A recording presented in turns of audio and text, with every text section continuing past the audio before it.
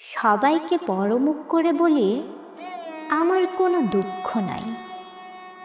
যে মানুষটা আমাকে ছেড়ে গেছে সে আমার কখনোই ছিল না। তার সাথে দেখা হলেও হাসি মুখে বলে দিতে পারি আমি খুব ভালো আছি, আমি খুব সুখে আছি।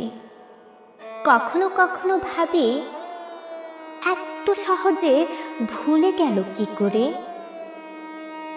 আমি তো আজও কিছু স্মৃতিকে বুকে লালন করি, তবু নিজেকে শক্ত রাখে যেন কেউ বুঝতে না পারে ভেতরে ঠিক কতটা ভেঙে গেছে।